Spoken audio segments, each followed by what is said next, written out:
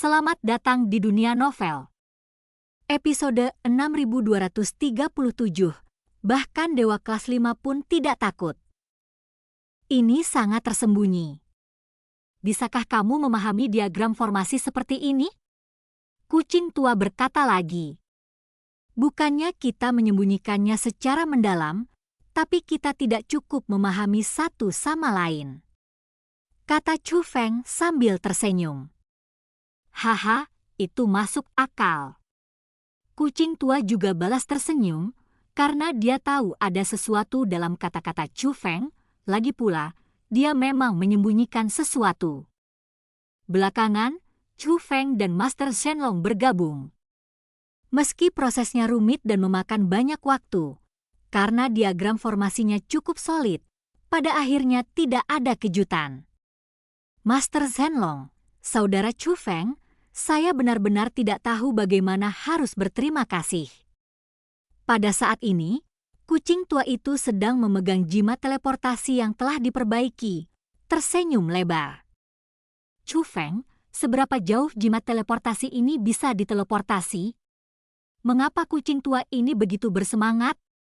Egi bertanya dengan rasa ingin tahu. Jimat teleportasi ini agak istimewa. Meskipun Master Shenlong dan saya memperbaikinya, itu memerlukan metode khusus untuk mengaktifkannya. Demikian pula, itu juga memerlukan metode khusus untuk mengetahui fungsi spesifiknya. Sepertinya kucing tua ini mengetahui teknik khusus itu. Kucing bajingan ini punya banyak rahasia. Chu Feng, apakah menurutmu dia benar-benar bisa dipercaya? Apakah dia akan menjualmu dengan imbalan hartanya? Egi tetap skeptis. Coba saja. Meskipun kucing tua agak licik, saya selalu merasa bahwa sifatnya tidak buruk. Jika tidak, dia tidak akan begitu baik kepada Tuan Muda Serigala, kata Chu Feng. Itu benar.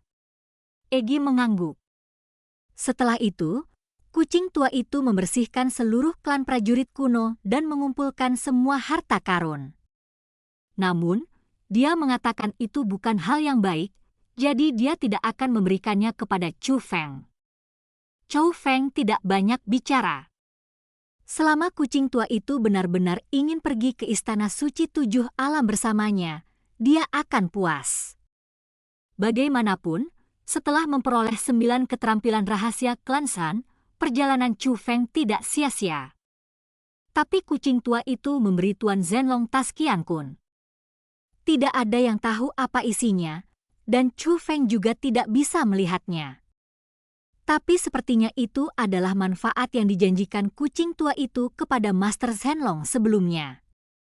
Setelah mendapatkan manfaatnya, Master Shenlong bersiap meninggalkan tempat ini. Master Shenlong, apa rencanamu selanjutnya? Tanya Chu Feng. Saya tidak punya rencana. Saya mungkin pergi ke Sungai Surgawi ke-9, atau saya mungkin pergi ke dunia seni bela diri lagi, saya belum memutuskan. Begitu Master Shenlong mengucapkan kata-kata ini, Chu Feng tahu bahwa nasib antara Master Shenlong dan klan Naga Totem sepertinya telah berakhir. Setidaknya dia tidak punya rencana untuk kembali ke klan Naga Totem. Tapi itu normal. Master Shenlong saat ini adalah kultivator saat ini yang telah melampaui klan Naga Totem. Tidak ada alasan lagi untuk mengikuti klan Naga Totem.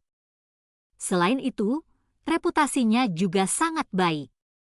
Dia memiliki hubungan kerjasama dengan klan Naga Totem saat itu, dan dia telah memenuhi semua tanggung jawabnya. Dia tidak memiliki hutang kepada leluhur totem, dan dia benar-benar tidak perlu kembali. Pada saat ini, Master Shenlong melihat ke arah Chu Feng lagi. Teman kecil Chu Feng, aku juga telah mendengar tentang masalah antara kamu dan Istana Suci 7 Alam. Tidak nyaman bagiku untuk ikut campur dalam urusan keluargamu. Namun, aku telah mendengar dari klan Naga Totem bahwa Istana Suci 7 Alam tidak sesederhana kelihatannya. Lebih baik kamu berhati-hati selama perjalanan ini. Kamu adalah bakat bagus yang langka. Saya memasuki sungai surgawi ke-9 hanya untuk melihat dunia. Tetapi jika Anda bisa bersinar, saya juga memiliki hak untuk menyombongkan diri. Tuan Zhenlong berkata sambil tersenyum. Dia, yang selalu serius, sebenarnya mulai bercanda, tetapi di balik ini ada harapan mendalamnya terhadap Chu Feng. Chu Feng mengerti, jadi dia menangkupkan tinjunya dan memberi hormat, tapi kemudian tersenyum dan berkata, Chu Feng pasti akan memenuhi harapan senior. Oke, aku menunggu hari itu. Teman kecil Chu Feng, kucing tua, kita ditakdirkan untuk bertemu lagi di surga ke-9. Lalu, Master Zhenlong pergi. Karena dia bisa masuk, dia tentu punya cara untuk pergi. Tapi Chu Feng dan yang lainnya tidak bisa pergi bersamanya. Bagaimanapun, pemimpin klan ikan Xianhai masih menunggu di luar. Chu Feng, apa yang terjadi antara kamu dan Istana Suci 7 Alam? Dalam perjalanan, telinga Chu Feng disambut oleh suara rahasia Jie Shanxian. Lagi pula, dia juga mendengar beberapa petunjuk dari percakapan Chu Feng dengan kucing tua dan Master Zhenlong.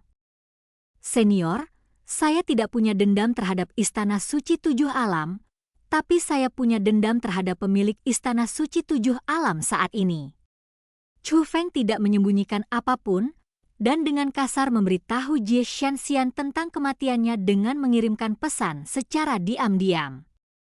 Alasan kenapa dia tidak menyembunyikan apapun adalah karena Chu Feng menilai Jie Shanxian harus menjadi orang yang bisa membedakannya dengan jelas. Setelah mengetahui apa yang terjadi, Jie Shanxian tidak menjawab sepatah kata pun lagi, tetapi berkata kepada Chu Feng, "Aku ingin mengasingkan diri untuk sementara waktu. Cukup nyaman di ruang ajaibmu. Jika itu nyaman bagimu, aku bisa tinggal sebentar.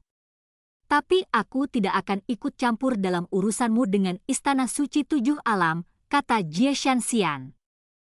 Tentu saja itu nyaman, Chu Feng menginginkannya.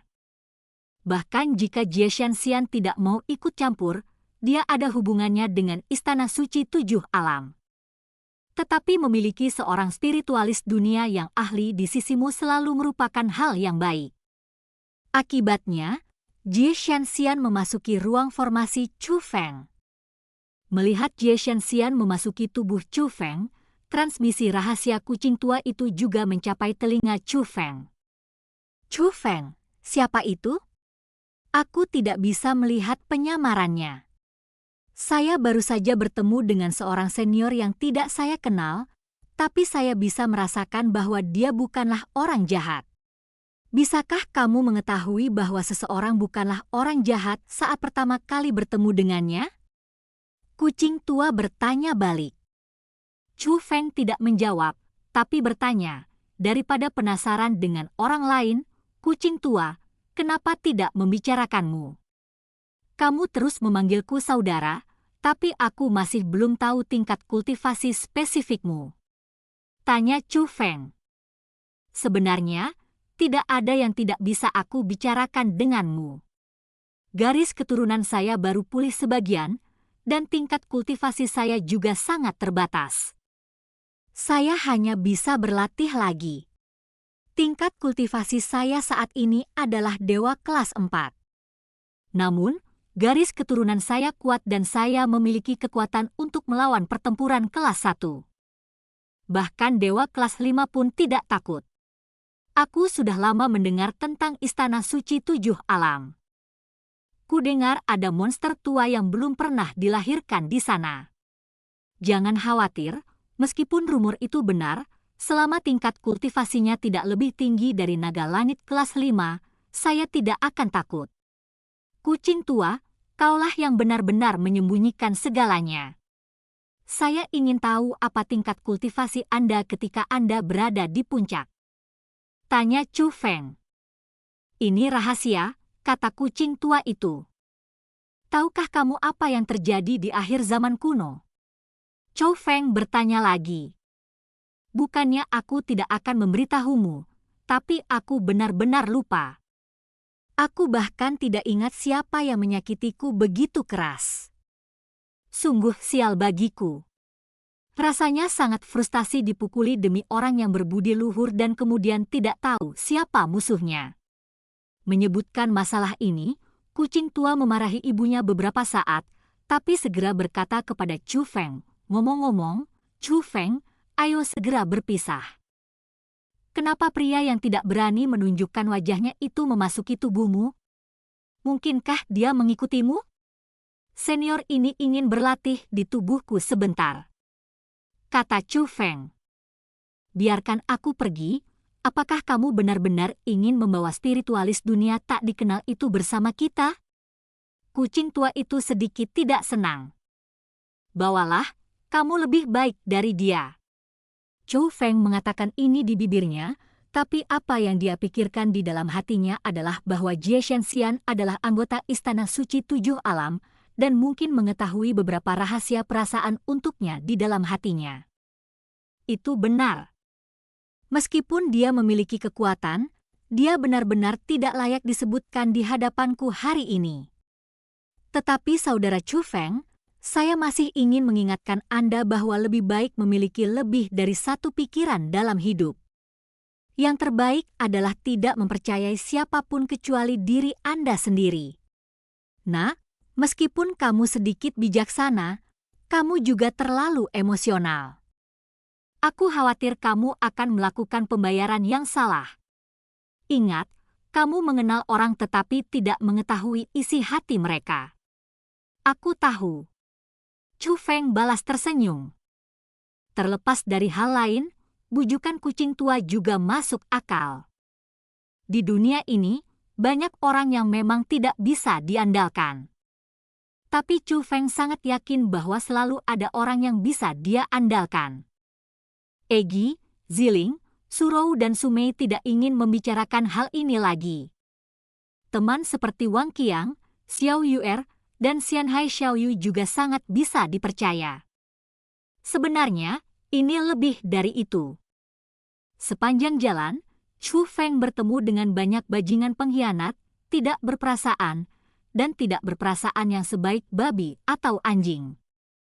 Tapi saya bertemu dengan beberapa teman yang dapat dipercaya. Hal ini membuat Chu Feng mengerti. Meskipun dunia ini sulit dan hati manusia tidak dapat diprediksi, selalu ada orang yang eksis seperti seberkas cahaya antara langit dan bumi. Meski tidak bisa menerangi dunia, namun bisa menghangatkan individu kecil. Lampu-lampu ini adalah keluarga, teman, dan kekasih. Tentu saja anggota keluarga lebih bisa diandalkan. Untuk sahabat dan kekasih, itu tergantung penilaian Anda sendiri. Dan cerita pun berakhir, sampai jumpa cerita berikutnya di dunia novel.